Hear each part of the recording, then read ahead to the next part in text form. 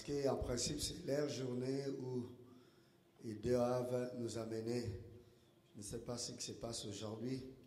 Après de bons moments que nous avons eu les dimanches, je ne sais pas pourquoi mardi,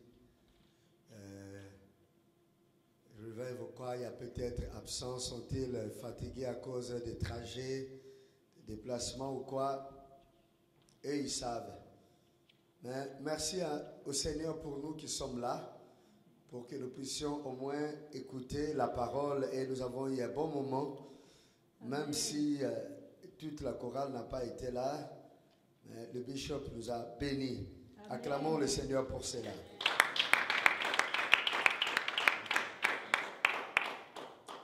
Je vous bénis dans le nom de Jésus. Amen.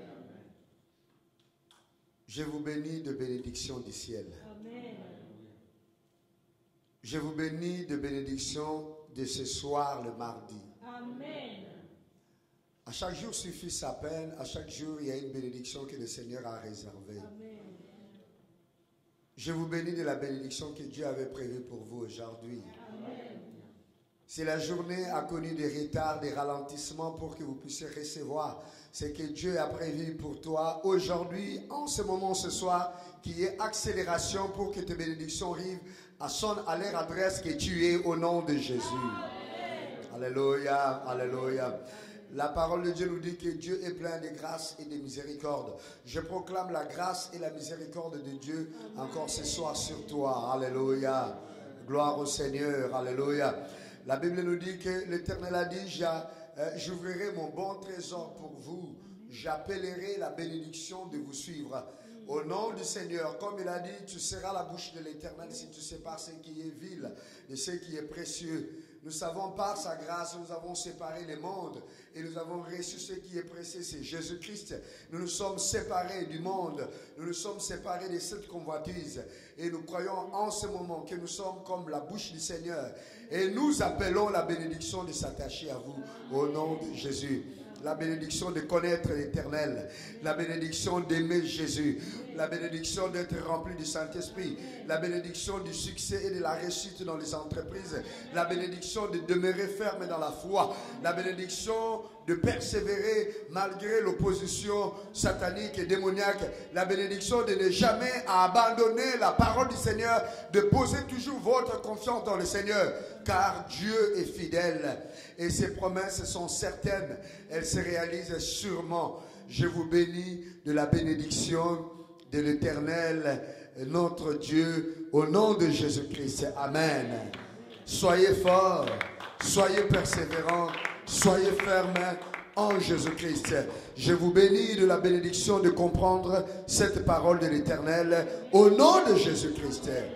Que ce que vous allez manger vous procure la santé. Que ce que vous allez boire vous procure la vie. Que votre corps soit capable de séparer dans tout ce que vous avez comme aliment ou comme nourriture, les excès de sel, les excès de sucre, les excès de graisse, que votre corps parvienne à les rejeter et ne puisse recevoir que ce qu'il faut pour son bon fonctionnement au nom de Jésus. Amen.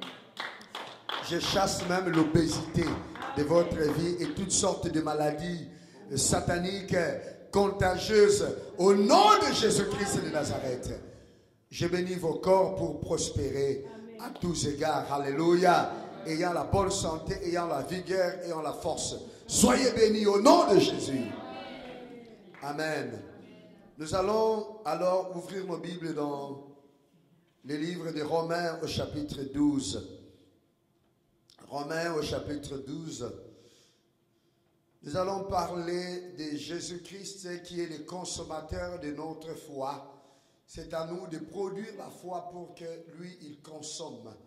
Et quand il consomme comme tout bon consommateur, il donne le résultat de sa consommation.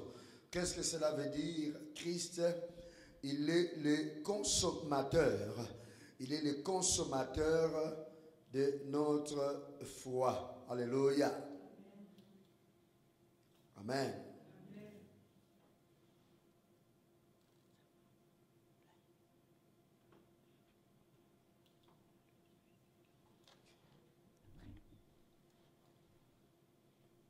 au Seigneur.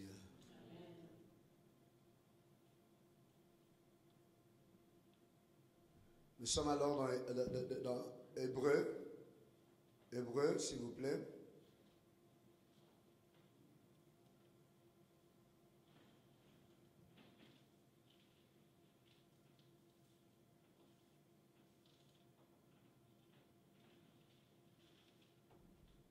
Nous allons nous concentrer au verset 2. Lisons dans le beau et précieux nom de Jésus. Nous donc aussi, puisque nous sommes environnés d'une si grande nuée de témoins, rejetons tout fardeau et le péché qui nous enveloppe si facilement et courons avec persévérance dans la carrière qui nous est ouverte. Ayons les regards sur Jésus, le chef et le consommateur de la foi, qui, en vue de la joie qui lui était réservée, a souffert la croix, méprisé l'ignominie et s'est assis à la droite du trône de Dieu. Nous pouvons continuer, cela va nous aider en développant. Considérez en effet celui qui a supporté contre sa personne une telle opposition de la part des pécheurs, afin que vous ne vous lâchiez point l'âme découragée. Vous n'avez pas encore résisté jusqu'au sang en luttant contre les péchés.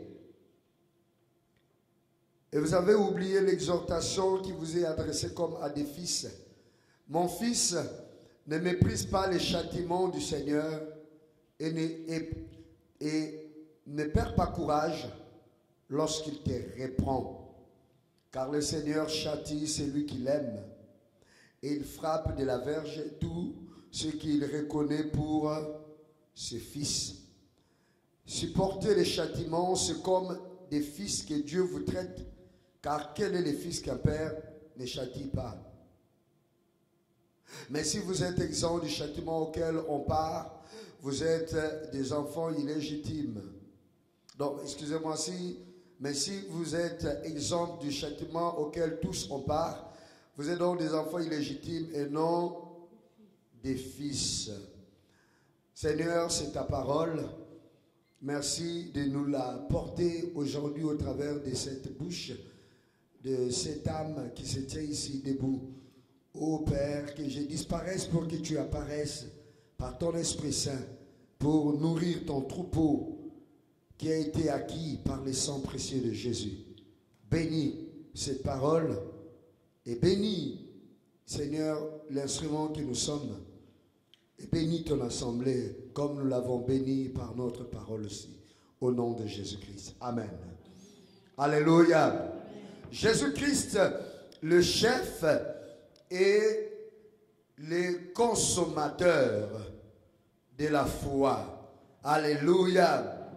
Le chef et le consommateur de la foi. Ce qui est important dans ces paroles que nous venons de lire, c'est pas le mot consommateur que nous devons insister dessus, mais là où le premier mot, où commence ou bien si vous voulez, le deuxième mot où commence ce verset d'après la tradition de Louis II, et a les regards sur Jésus. Le regard. Ayant les regards. En grec, le mot là, le regard, c'est aphorao.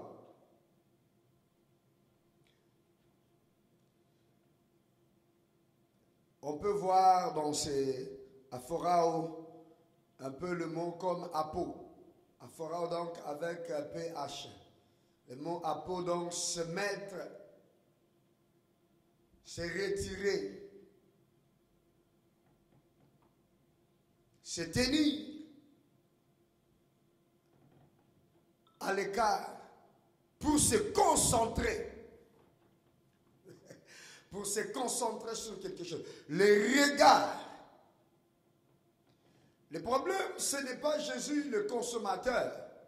Le problème, c'est le regard que nous fixons sur ce consommateur. À quel moment de notre vie? À chaque moment de notre vie. Mais surtout,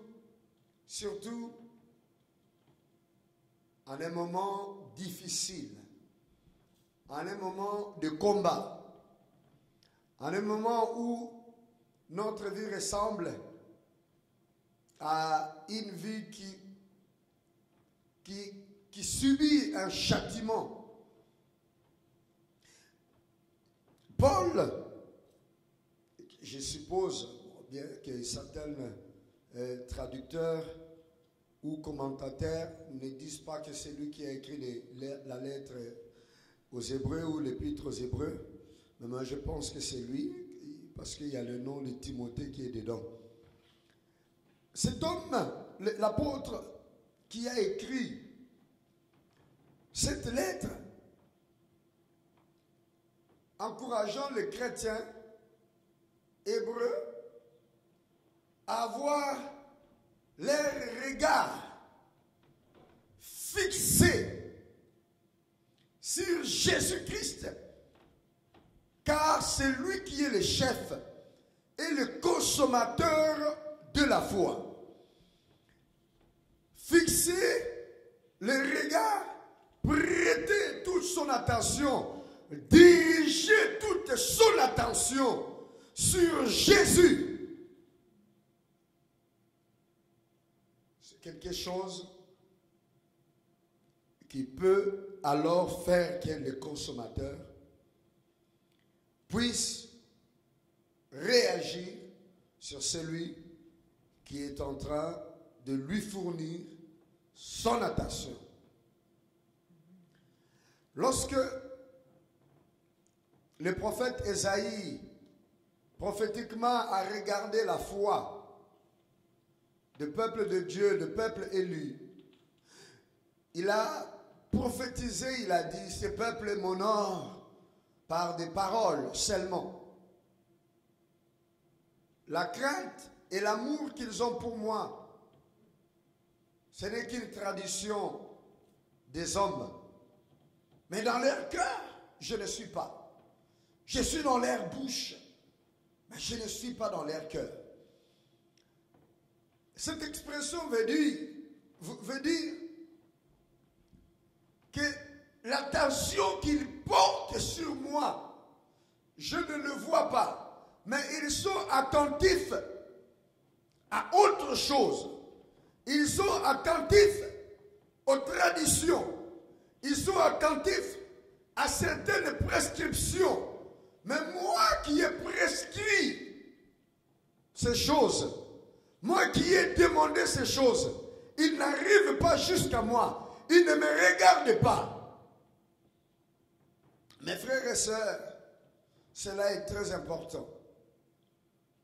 Depuis que le Seigneur a commencé à appeler les hommes à les suivre, à marcher devant lui, comme il a appelé Abraham. Il a dit, Abraham, marche devant moi, sois intègre, marche devant moi. Il y a la puissance satanique, la puissance démoniaque, la puissance du siècle qui agit au travers de ces personnes-là, ou bien sur ces personnes qui sont appelées, en leur accordant un esprit qui est de la religion. Il a dit pour ce peuple, dans Ésaïe 28, il dit pour ce peuple, ça sera principe sur principe, précepte sur précepte, loi sur loi. Le poids de la religion a souvent pesé sur les gens. Les gens veulent avoir une formule. les gens veulent saisir un principe. Les gens veulent avoir des règles, des lois qu'ils veulent observer et rester dans la loi et oublier même la personne qui a donné la loi. Ce n'est pas ce que Dieu veut. Dans le jardin d'Éden, lorsque Dieu avait placé l'homme, lorsque Dieu a placé l'homme, c'était pour être à l'intimité. Il a mis la loi pour gérer cette autorité entre lui et cette créature merveilleuse, ou bien cette créature merveilleuse qu'il venait de créer, de placer dans le jardin d'Éden, l'homme et la femme. Il a mis la loi de ne pas toucher l'arbre de la connaissance du bien et du mal. Simplement pour que son autorité soit respectée. Mais il voulait plus une communion. Dieu a établi l'homme pour une communion. Il y a la communion entre nous et lui qui est beaucoup plus importante que des prescriptions qu'il nous a données. Si nous dirigeons nos regards vers lui, si nous nous intéressons à lui, sa loi ne sera pas un poids, un fardeau pour nous. Nous n'allons pas la transgresser. Nous n'allons pas transgresser sa parole. Mais lorsque nous dévions nos regards de lui et nous commençons à regarder sur ce qu'il a donné comme prescription, pas à la personne, pas à Dieu. Vous allez dire, mais Paul Daniel, Dieu est invisible. Comment est-ce que nous pouvons diriger nos regards vers lui? Il est invisible. Comment pouvons-nous chercher à diriger nos regards vers lui? Comment est-ce que nous pouvons prêter l'attention avec lui? Il y a prêter attention à Dieu, il y a la recherche du Seigneur, il y a les aphorao qui existent.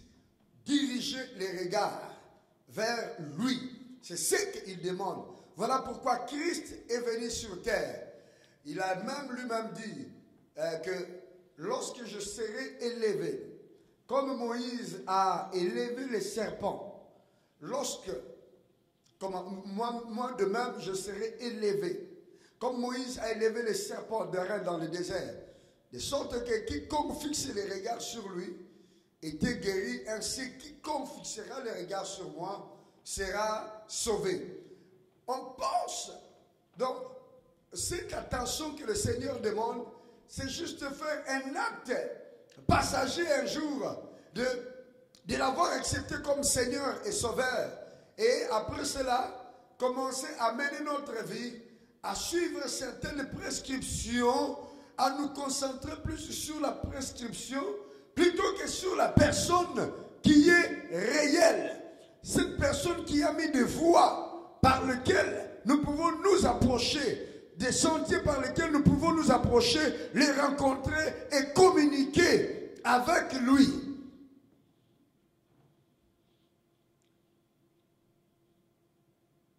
Nous avons, la Bible nous dit, une nuée de témoins, une grande nuée de témoins qui nous regardent. Cette nuée de témoins, les commentateurs disent, il s'agit des êtres spirituels, des anges et des démons, en train de regarder nos voies. Et même, il paraît, ceux qui nous ont précédés dans le lieu céleste, dans le sein d'Abraham, ils sont là. Leurs yeux passent au travers de la matière opaque, les murs, les toits. Ils sont là en train de nous regarder. Alors il dit, à cause de cela, nous devons nous débarrasser de tout fardeau et de tout péché Et même ceux qui s'accrochent facilement en nous. Cela veut dire des mauvaises habitudes. Quelle est la mauvaise habitude? La première grande mauvaise habitude, c'est l'inattention à Dieu, qui consiste simplement au manque de la prière et de la communication avec Dieu. C'est ça le péché du siècle, c'est ça le péché de l'Église.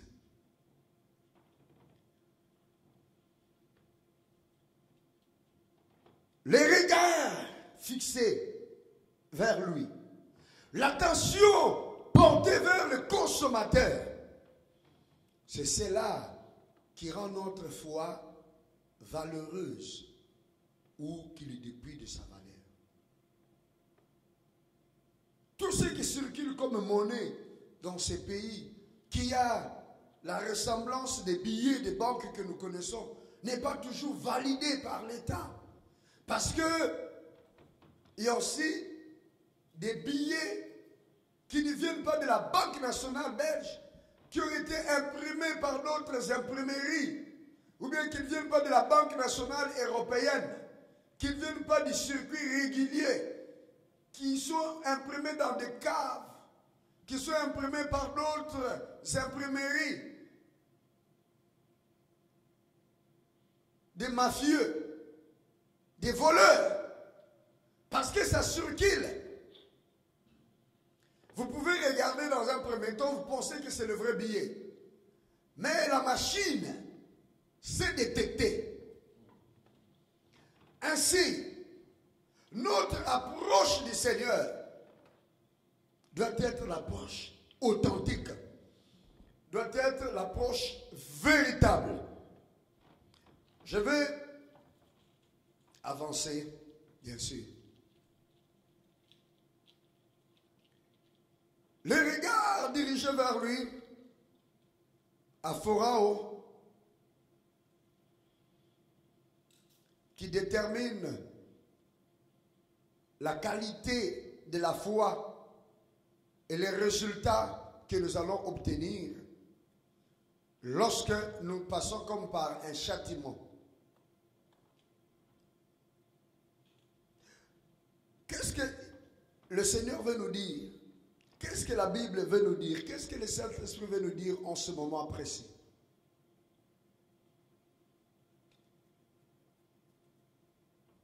Lorsque nous sommes chrétiens, ou comme nous sommes chrétiens, nous sommes appelés à adorer et à servir Christ. L'adoration, c'est l'amour de Dieu au-dessus de toute autre personne. Le service, c'est répondre à un appel. C'est répondre à une demande. C'est répondre à une requête, remplir une tâche, remplir un devoir, remplir un travail que l'on t'a donné ou que l'on t'a demandé de faire. Ça, c'est ce que le Seigneur nous appelle, nous tous. Et la manière dont nous pouvons adorer et servir Dieu dépend de notre regard de sa personne. La chute dans le jardin d'Éden est intervenue lorsque les regards de la femme et de l'homme s'étaient un peu éloignés de Dieu et qu'ils ont porté leurs regards vers quelqu'un d'autre.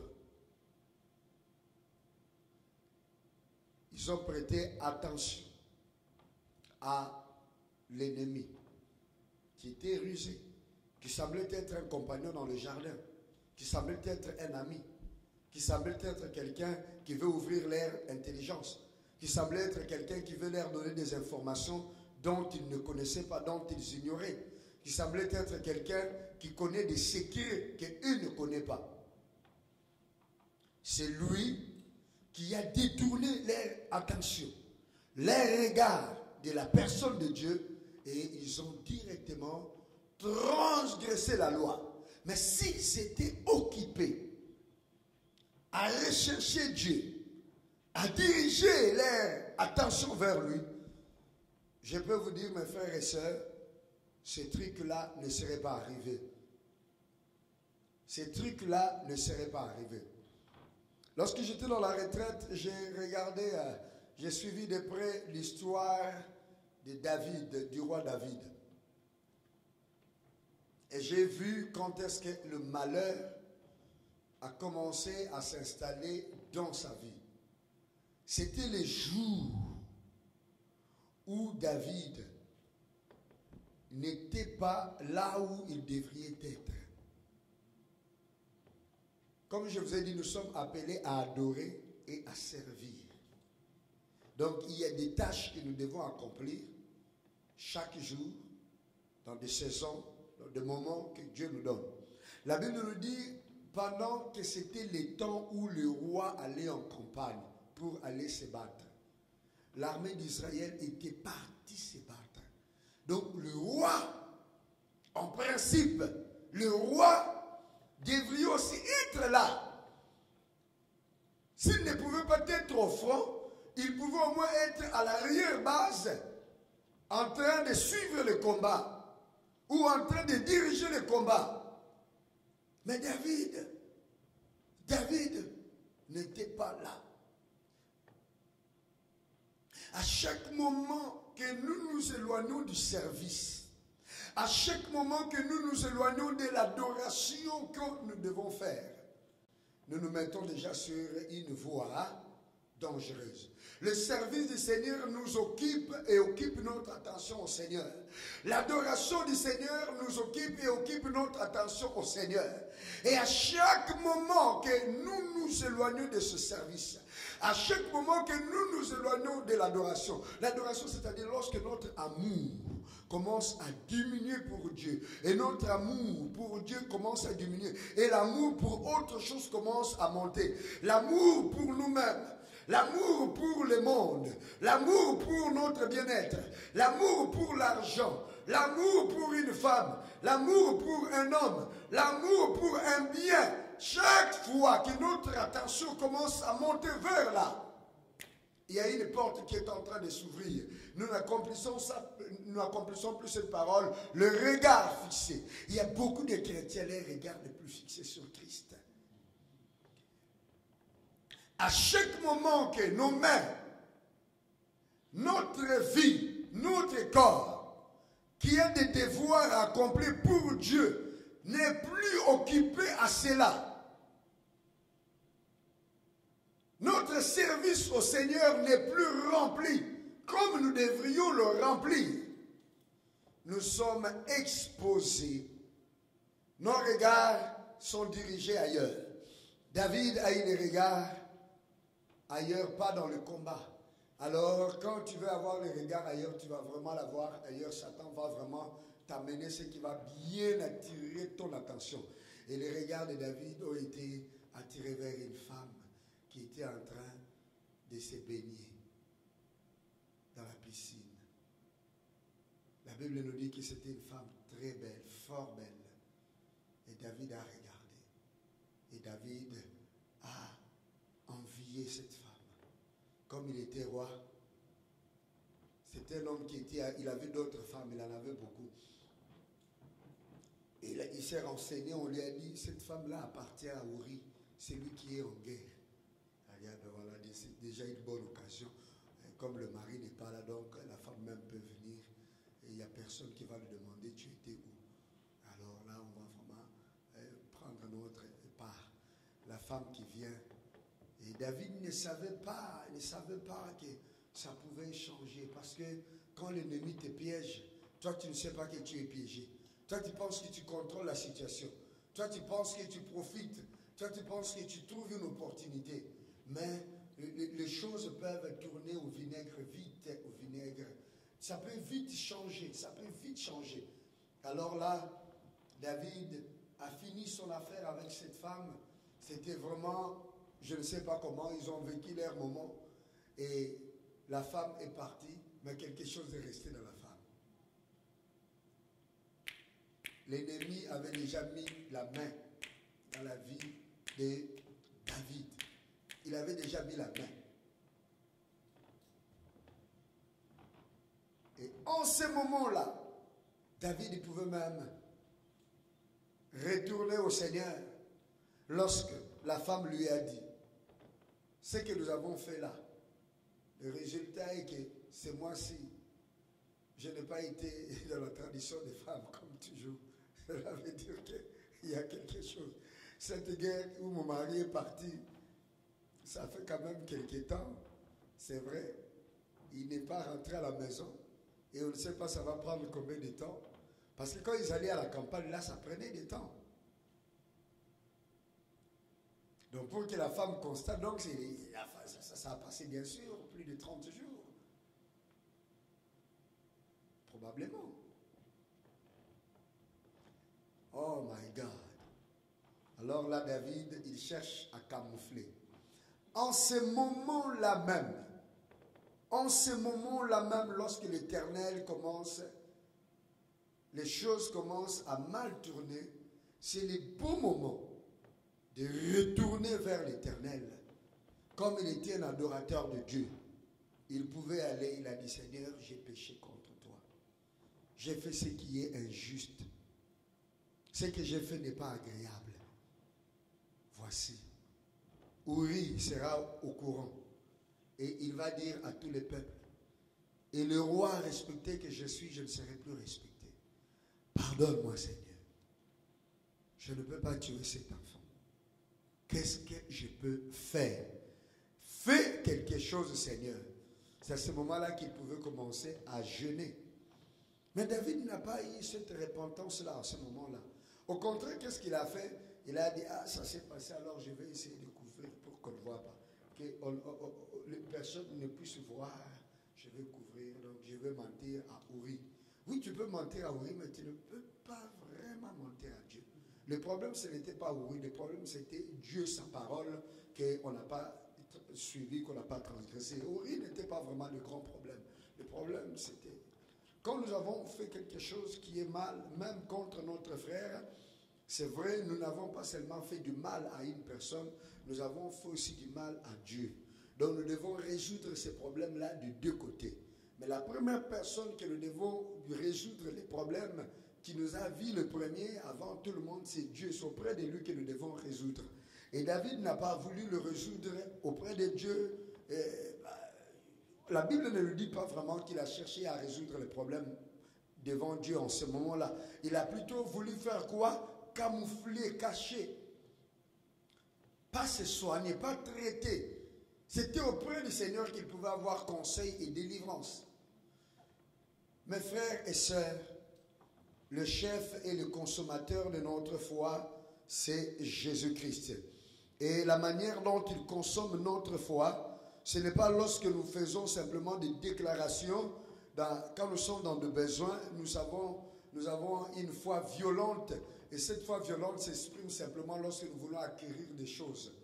Lorsque nous voulons acquérir des choses, lorsque nous voulons faire une conquête spirituelle, lorsque nous demandons des choses, à ce moment-là que nous avons une foi agressive, ou bien lorsque nous avons peur d'un danger quelconque, c'est à ce moment-là que les gens qui disent une foi agressive commencent maintenant à faire des déclarations agressives.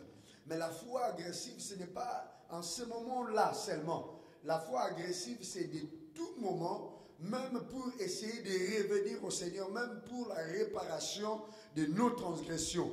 Voilà pourquoi on nous dit les regards fixés sur Jésus. C'est ça la foi agressive. C'est ça la foi agressive. David, s'il avait tourné ses regards vers Dieu, Dieu allait lui donner la réponse. Dieu allait le délivrer en ce moment-là. Et il n'aurait pas mis le sang innocent dans ses mains, le sang de Uri, parce qu'il cherchait à camoufler. Il n'a pas réussi. Le problème est qu'il est allé jusqu'à tuer Uri. Et cela a ouvert une grande porte. Et cette porte qui a été ouverte, c'était ça, le malheur qui s'était maintenant installé dans la vie de David. Et des fois, nous ne comprenons même pas Israël, tout ce qui est arrivé à Israël, c'est venu d'où? C'est venu de là, bien aimé. Parce que le malheur, ce n'est pas simplement lorsque Amon a violé sa demi-sœur Tamara et qu'Absalom s'est vengé pour tuer Amon et qu'Absalom, après, a chassé le roi, a fait un coup d'état à son père et qu'il y a eu la guerre entre les hommes de David et la partie de l'armée de Juda et d'Israël qui était restée avec Absalom. Ce n'est pas seulement là qu'il y a eu le malheur et qu'il y a eu des femmes, 10 femmes qui ont été encore dans leur jeunesse, encore fraîches de corps, ont été mis de côté comme des veuves. Ce n'est pas seulement ça le malheur. Le malheur, je m'excuse, mais des fois Dieu il sait agir même dans le malheur, ce que nous ouvrons comme chemin. Dieu il passe par là, mais le goût amer reste dans ce chemin-là que nous avons ouvert, ça se poursuit. Ce qui a été encore, Dieu, les promesses qu'il avait faites à David, l'enfant qui naîtra de toi, c'est lui. Et cet enfant est né, c'était Salomon, et qui est né de qui? De cette femme. On peut dire les plans de Dieu, mais soyons vraiment, contenons-nous par rapport à cela. C'est au travers de cette femme, parce que Bathsheba, c'est la mère de Salomon. Et Bathsheba, c'était cette femme d'Uri. C'est cette femme qui a eu des problèmes avec David et qui a ouvert la porte du malheur. Le frère de Salomon, qui est né de Bathsheba et David, le premier était mort. Et Salomon est venu après. Et c'est celui-là que Dieu a choisi. Et c'est bien ce Salomon qui a reçu toutes les grandes promesses que Dieu avait faites à David et à sa postérité. Donc ces promesses ont quitté David et sont descendues dans Salomon. Et quand c'est entré dans ce Salomon, c'est à ce moment-là que ces promesses ont fait quoi? Se sont dissous. La personne qui a ramené la grande idolâtrie en Israël, c'est bien ce Salomon. La personne qui a commencé à transgresser ce que Moïse avait prescrit aux enfants d'Israël, que vous n'épouserez pas de femmes étrangères, c'était ce Salomon. Dieu l'a béni d'une grande sagesse. Dieu l'a béni d'une grande richesse. Mais regardez quand même, avec toute la sagesse, avec toute la richesse qu'il avait, il n'a pas pu se maintenir dans l'obéissance de la parole du Seigneur, même élémentaire. Il a fait les deux grands péchés. Les deux grands péchés qu'il n'est pas autorisé de faire aux serviteurs, aux sacrificateurs. Le premier péché, c'est d'épouser une païenne, une femme étrangère, une femme qui n'est pas dans l'alliance avec Israël.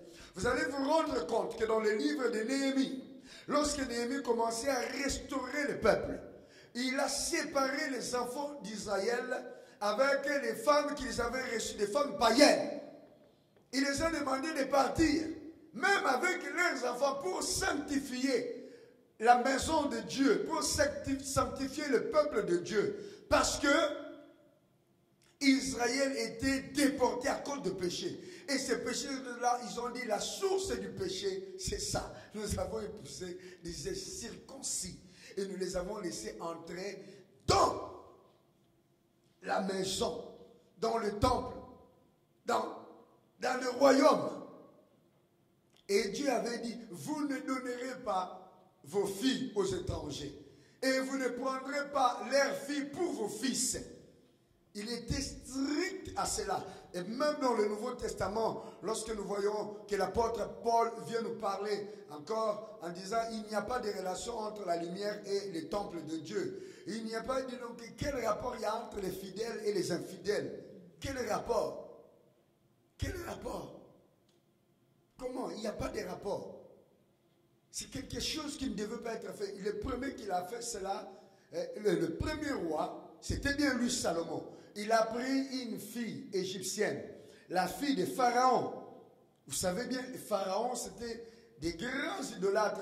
Ils étaient très très avancés dans l'idolâtrie. Ils adoraient leur Dieu. Ils avaient leur culte. avec des dieux étrangers, le soleil et les autres. Et le deuxième péché, qui est la conséquence du premier, c'est s'incliner, adorer les idoles. Il n'a pas seulement épousé une païenne, il est allé jusqu'à adorer qui? Les idoles.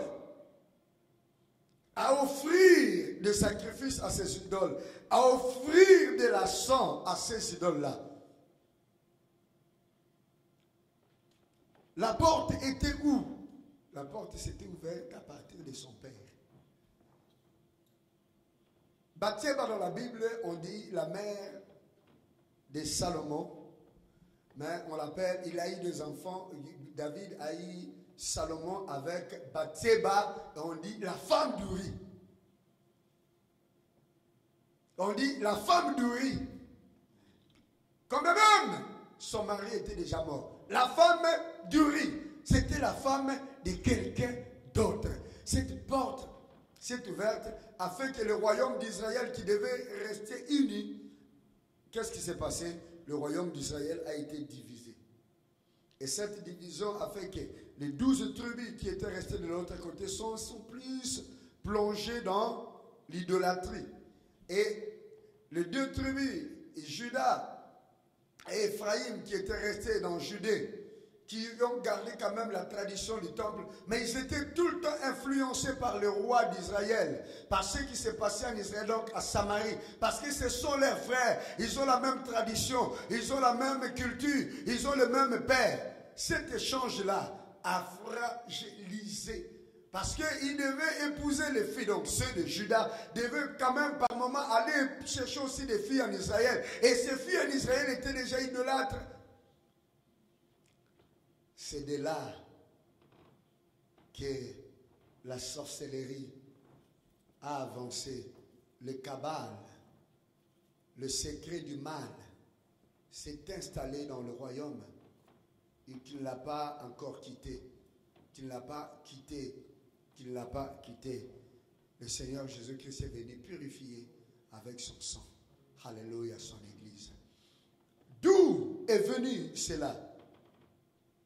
De ne pas rester concentré sur l'Éternel en se détournant un peu. Il y a des choses que nous négligeons dans la vie. Nous commençons à sentir le poids de notre transgression lorsque nous l'avons consommé. Non, non, non. Mais les hommes, les vrais adorateurs, ce n'est pas lorsqu'ils ont commis, pratiqué un péché comme tel, le vol, le mensonge, l'adultère, la tuerie, qu'ils sentent qu'ils ont péché. Le péché, c'est lorsque leur attention commence à se détourner de l'Éternel. Leur adoration à l'Éternel commence à diminuer.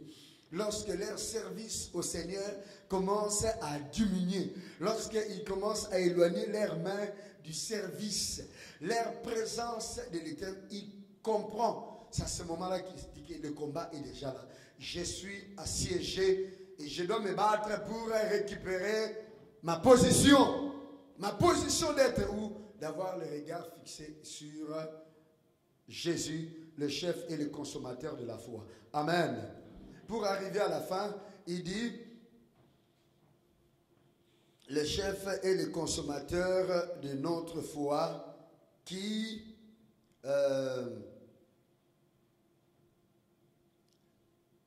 en vue de la joie qui lui était réservée a souffert la croix. Mes frères et sœurs, nous devons savoir que cette vie, cette marche dans le Christ, cette marche dans la vie chrétienne, c'est une marche où nous allons rencontrer l'opposition. On nous a dit qu'on nous parle d'un Jésus qui avait des promesses, hein, les promesses de la joie qui lui était réservée. Il avait des promesses, il allait vers ces promesses-là. Cette grande joie, c'est quoi? C'est de pouvoir un jour donner naissance à des âmes que nous sommes. Et pour cela, il devait passer par une souffrance. Ben, il a souffert. On nous dit, nous, de la même façon, nous allons souffrir. Il parle du châtiment. Nous devons supporter l'échauffement. Nous revenons encore à cela. L'échauffement, vous savez, dans notre marche de tous les jours, la vie chrétienne, ce n'est pas une vie, des fois, que nous n'avons pas de fois compris la vie chrétienne. La vie chrétienne, c'est une vie où nous devons nous battre. C'est une vie de l'opposition au diable. C'est une vie où nous nous opposons au système satanique. C'est une vie où nous nous opposons aux forces du mal. Et ces forces du mal agissent au travers des corps. Ils agissent au travers des personnes. Ils agissent au travers des individus. Ils agissent au travers de leurs paroles vis-à-vis de nous, de leur attitude vis-à-vis de nous. Ils agissent aussi au travers de leurs actions, même loin de nous. Nous envoyons la pression. Nous envoyons une force qui nous décourage. Il dit, ne vous découragez pas. Hein? On nous demande de considérer, en effet, celui qui a supporté contre sa personne une telle opposition de la part de pécheurs, c'est-à-dire ceux qui ne connaissent pas le Seigneur, ceux qui vivent pas selon les prescriptions, ceux qui vivent pas dans la communion du Seigneur, ceux qui ne portent pas leur regard vers Dieu. Plusieurs d'entre nous, nous vivons comme eux. Et nous ne souffrons d'aucun remords. Nous passons du matin jusqu'au soir, une journée occupée à chercher notre intérêt. Nous n'avons pas le temps d'adorer. Nous n'avons pas le temps de servir. Nous n'avons pas le temps de chercher Dieu. Même lorsque nous lisons la Bible, nous lisons la Bible comme pour essayer d'alimenter notre cerveau de certaines connaissances qui vont nous permettre de répondre à certaines questions, mais pas comme pour chercher à adorer le Seigneur.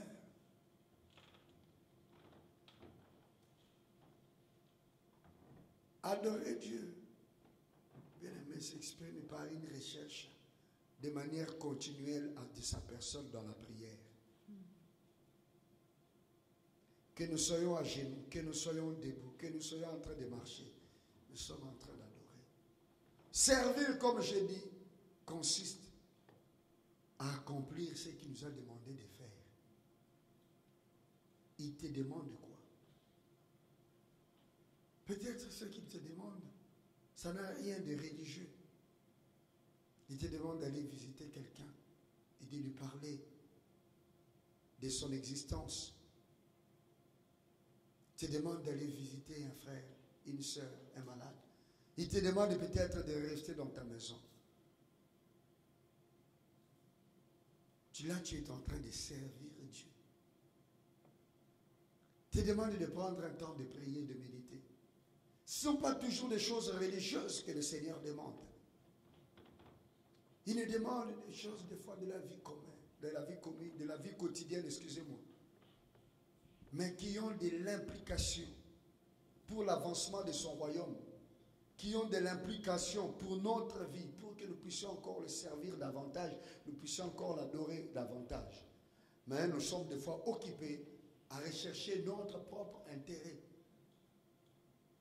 Nos regards ne sont pas dirigés vers le chef et le consommateur de la foi. Donc, il ne peut pas consommer notre foi tant que nous n'avons pas les regards dirigés vers lui. Vous savez, il y a des panneaux solaires qui produisent de l'électricité, qui peuvent fournir de l'électricité, qui fait fonctionner tous les appareils électroménagers de la maison. Mais il suffit simplement d'empêcher ces panneaux solaires de recevoir la lumière du soleil. Ils ne peuvent pas fonctionner. Ils ne peuvent pas fonctionner. Leur capacité de produire de l'électricité dépend de leur consommation des rayons solaires, de la lumière. Quand ils reçoivent la lumière, en échange, ils envoient de l'électricité dans des batteries. Et ces batteries-là alimentent les appareils. Lorsque l'année passée, j'étais en Israël, tous les chauffages, les chauffe-bains d'Israël sont alimentés par les panneaux solaires. Je suis allé me laver et puis il n'y avait pas de l'eau chaude. Je me suis demandé, mais qu'est-ce qui se passe? Et j'ai appelé l'administrateur du lieu. Il m'a dit, oui, nous tous n'avons pas de l'eau chaude aujourd'hui parce qu'il y a eu des nuages. Il n'y avait pas assez de soleil. Je pensais qu'il y avait une panne. Il a dit, non, il n'y a pas de panne, il n'y a pas eu de soleil. Voilà pourquoi on n'a pas de l'eau chaude. C'est de la même façon. Notre foi. Si nous n'avons pas les regards fixés vers Jésus, en tout moment, dans des moments difficiles, dans des moments de cette opposition, parce que l'opposition, nous l'aurons toujours et ça subsistera. Satan, au travers des vies humaines, il s'opposera à nous. Au travers des sorciers, au travers des occultistes, au travers des organisations sataniques cachées que nous ne connaissons pas, que nous ignorons. Ils envoient des ondes négatives contre nous. Nous saurons toujours cela.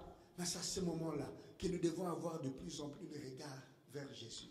Dans l'adoration et dans le service. Toujours chercher à écouter sa voix. Toujours chercher à attendre qu'est-ce qu'il nous dit. De ne pas chercher à nous consoler.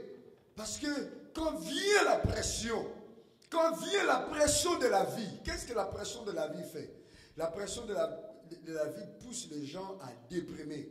Et lorsque les gens dépriment, ils cherchent à enlever cette déprime-là par des voies que le monde leur propose. Ce n'est pas le monde seulement qui les propose, c'est le diable qui les propose et il a présenté ça dans le monde. C'est la distraction, la voie du jeu, la voie de la nourriture, la voie du plaisir par le sexe, la voie de la consommation de drogue, de la consommation de l'alcool, de boissons, ou bien de se promener, ou de la compagnie, de la bonne compagnie avec des amis pour rire, pour avoir un bon temps. Et toutes ces choses-là, c'est ce qui occupe la vie de beaucoup de personnes. Ils veulent décompresser. Ils veulent faire quitter quelque chose. Même ceux qui sont en train de travailler, ils sont opprimés. Ils quittent leur travail. Ils cherchent où est-ce qu'ils vont aller enlever les choses. Et où est-ce qu'ils vont enlever? Exactement comme la vie. Le regard s'éloigne de Christ. Le regard s'éloigne de Christ. À chaque moment que nous cherchons le réconfort là, à décompresser au travers de ces voies-là que le monde nous propose, nous les chrétiens, nous sommes déconnectés, nous n'avons pas les regards fixés vers le chef et le consommateur de notre foi. Et qu'est-ce que nous attendons alors? Nous attendons beaucoup de lui lorsque nous n'avons rien.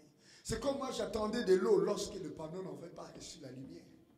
Nous attendons le Seigneur d'agir et nous n'avons pas fixé les regards sur lui.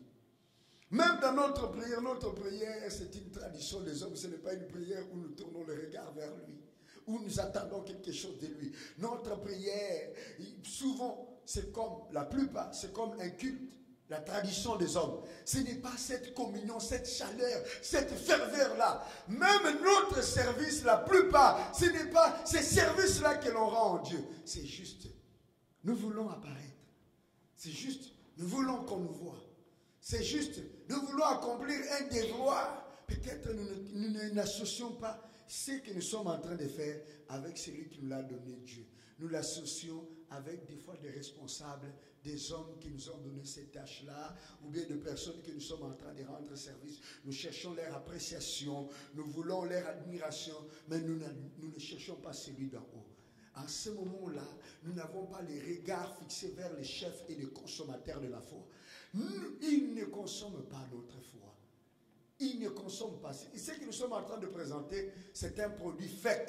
C'est un produit pas original. C'est un produit qui n'est pas de qualité. C'est un produit qui ne consomme pas. Il ne reçoit pas notre foi. Ainsi, au lieu de la vie extraordinaire, au lieu de la vie des miracles, au lieu de la vie bénie, nous avons une vie angoissée. Nous sommes esclaves du monde. esclave du péché, esclave du système, esclave des hommes, victime de mensonges, victime de politique, victime de manipulation des hommes, victime de l'escroquerie des hommes, victime de toutes sortes de systèmes qui est mis en place pour nous déranger. Nous sommes victimes. Et la Bible nous dit, vous connaîtrez la vérité vous affranchira. Mais cette vérité, nous devons la connaître, c'est ce que nous sommes en train de dire. C'est elle qui nous rend libres. Et cette liberté nous permet justement de faire les aphoroa. Donc, d'avoir les yeux fixés vers Christ. Qu'ici en Belgique, nos regards soient fixés en Jésus-Christ.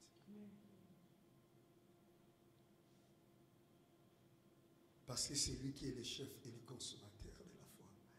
Et quand nous avons les regards fixés vers lui, malgré toute souffrance, malgré toute opposition, même dans des moments de joie, même dans des moments de bénédiction, même dans le moment de châtiment.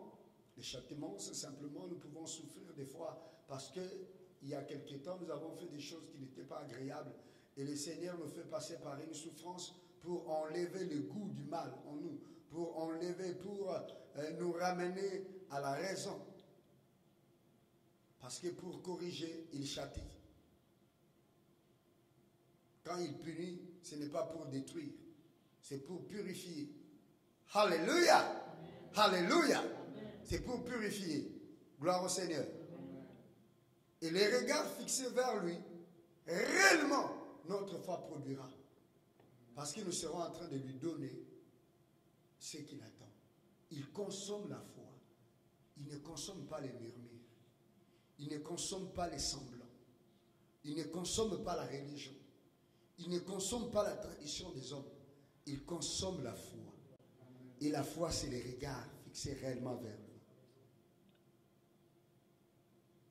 Fixons nos yeux vers lui, le chef et le rémunérateur de notre foi. Et quand Jésus a consommé la foi, il nous donne, comme la terre donne ses fruits au grain qui a la vie qui a été planté. Si je prends un grain de maïs, un vrai grain de maïs, je le pose à terre, j'arrose un peu, ces grains-là donnera une plante. Après quelques temps, ce sont des épis. Et si je prends un maïs fantaisiste de décoration, qui a la même couleur, la même forme, peut-être le même gramme, et je peux peut-être le parfumer de la même arôme, mais à l'intérieur de ces grains-là, il n'y a pas la vie. Je les pose. La terre ne peut rien faire. La terre il le reçoit, mais à l'intérieur, il n'y a rien qui va se produire. Quand mon grain va finir son cycle et donner son fruit, l'autre restera toujours le même. Ainsi sont des pierres mortes. Nous ne sommes pas ces pierres mortes là, nous sommes des pierres vivantes. Ceux qui servent le Seigneur savent qu'il y a le jour des hommes justes. Il y a un jour des hommes justes, nous restons devant le Seigneur. Malgré tout, nous restons. Et nous savons que le jour des hommes justes est là. Le Seigneur permettra à ce que notre vie produise des choses pour lesquelles il nous avait appelés. Des choses pour lesquelles il a placé son esprit en nous. Des choses pour lesquelles il nous a promis. Des choses de son royaume et qui vont lui donner gloire. Le temps justifiera ceux qui adorent le Seigneur en esprit en vérité. Quelle que soit la voie qu'il traverse. Il traverse des moments de châtiment, des moments difficiles, des épreuves, des tentations. Mais les regards fixés vers Jésus, pas les regards détournés. Car plusieurs ont détourné les regards de Christ. Plusieurs n'ont plus fixé les yeux vers lui. Ils regardent ailleurs. Ils regardent aux hommes. Ils regardent au nom de personnes. Ils regardent au nom des églises. Ils regardent au monde. Ils regardent à ce qui peut résoudre leurs problèmes dans le monde. Même s'il faut transgresser le principe du royaume, transgressons. C'est ça la femme. Elle dit, j'ai été créé pour la gloire de Dieu. On me dit que si je mange, je vais acquérir la gloire, alors je mange. D'ailleurs, le fruit est bon à voir et ça donne la sagesse, les regards, les yeux, l'attention. Détourner vers celui qui a appelé Dieu. Je me rappelle un peu, qu'est-ce que le Seigneur a dit? Je vais aller vers lui. La femme et l'homme n'allaient pas manger. Mes frères et sœurs, nous sommes appelés par Jésus. Nous sommes appelés par Jésus. Regardons vers lui. Fixons nos yeux, nos regards vers lui. Que par ces paroles, le Seigneur puisse vous fortifier. Si jamais vous avez commencé à vivre un découragement, si jamais vous avez commencé à sentir un châtiment dans votre cœur, soyez fortifiés. Ayez les yeux fixés vers Christ, le chef et le rémunérateur, le consommateur de votre foi, car c'est lui qui va vous récompenser. C'est lui qui va vous récompenser, pas les hommes. Amen. Amen. Que le Seigneur vous bénisse. Lèvons-nous et prions.